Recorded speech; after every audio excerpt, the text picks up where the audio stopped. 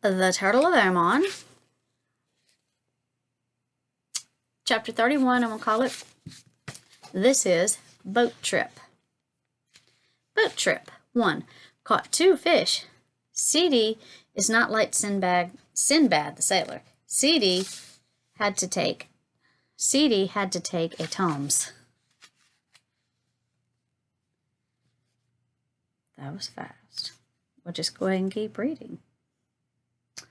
Stretched out day, number 32 in Turtle of Oman, or chapter 32. That afternoon, Arif and Seedy made popcorn and watched a movie on TV about penguins. Then they decided to take naps. Seedy thought of it, but Arif agreed without saying anything. The sea makes people sleepy, Seedy said, yawning.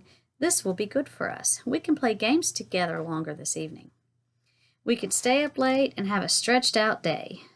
Lying on the couch, his head on a red pillow, Arif kept thinking that no matter what you say, there is something more inside that you can't say. You talk around it in a circle, like stirring water with a stick when ripples swirl out from the center. You say something that isn't quite right, and that's worse. Then you want to say sorry, but no one knows what you mean. He wished he could tell Seedy, you are the king of my heart forever. I don't care who else I meet. I don't care about traveling and new friends and different flavored yogurts. I only care about how nice you are and how much I cannot stand the thought of being far from you. Ever, ever, ever. Y'all, I got a lump in my throat. It makes me want to cry. But he could never say this. Arif took the sitting stone out of his pocket because it was lumpy and placed it on the table next to him. It really sat up. Arif's body felt as if it was still bobbing in the boat.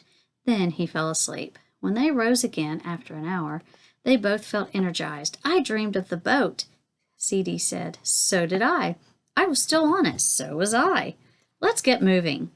Seedy swept the floor and Arif washed the dishes. Then Seedy gave Arif all the 5 and 10 25 bicep coins from the kitchen table drawer. He dropped them into a green velvet pouch and said, show your new friends in the United States what our coins look like. Maybe you can trade some. I could give you a few interesting postage stamps, too. Would you like that? Yes, said Arif, knowing that Seedy's gifts would be hard to trade or give away. That night, they climbed up to the roof to watch the moon rise over the sea. It was orange and full, like a big, fat, juicy melon. So quickly, the steaming air of the day cooled off and the world became softer. A breeze rose up around them. Someone far away was calling out, repeating echoing words they couldn't understand. A bird flew over, so large and so fast, Arif wondered if it might be a falcon. Seedy thought it was a vulture, headed toward a dead rat down by the dock. A plane took off from the airport and flew low over the city at an angle.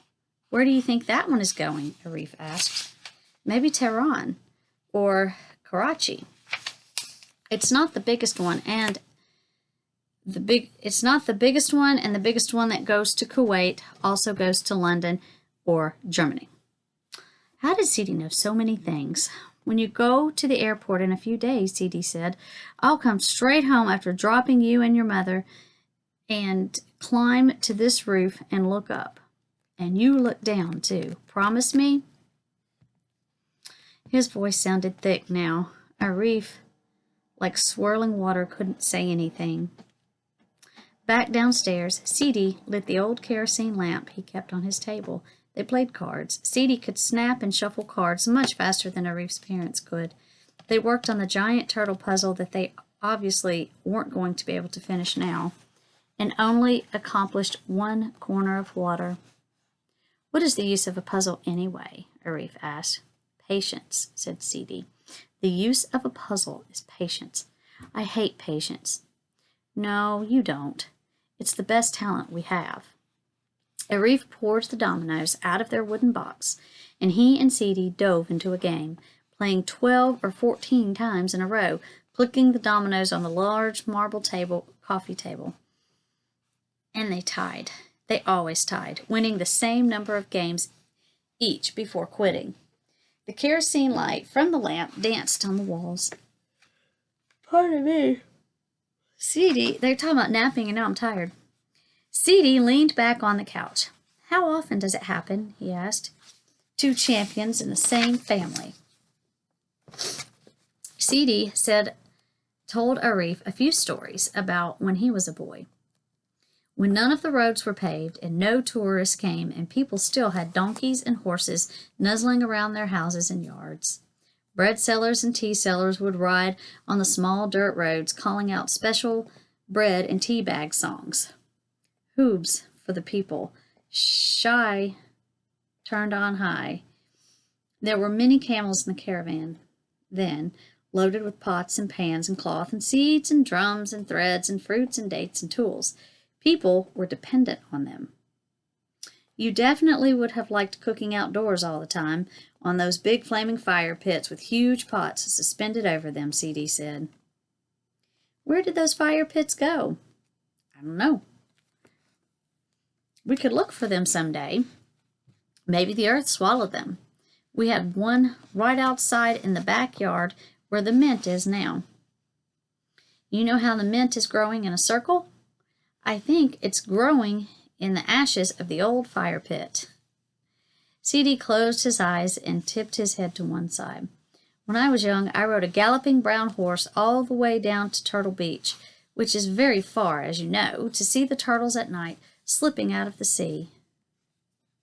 I even slept there. I want to do that, Arif said. You know I do. Why have we never done that? It sounded even better than just camping with other kids on the school field trip. We'll do it when you get back, CD promised. I mean, we won't ride horses there. Sorry, but we'll see if we can get a permit to camp there. We'll also drive south to Sana'a, Yemen, to see the fabulous ancient brown and white buildings with zigzags and polka dots, the most amazing buildings in the world, and we'll drive to Saudi Arabia to see the towers and palaces, and maybe even go to Dubai to purchase little gold bricks from the mall machines, since you'll be bringing your big sack of American coins back here and need to invest them. And maybe we'll even sail to India across the rough water, if we get very, very brave. I don't know if I could take it, though. Too much boating might finish me off. Arif laughed. I'm sorry you felt sick, CD. It's fine now. I took a Tums. I have recovered. We can just fly to India. By then you'll be an expert on flying. I have one more small surprise, says CD. Are you tired again? I hope so, because tonight, would you like to sleep on the roof?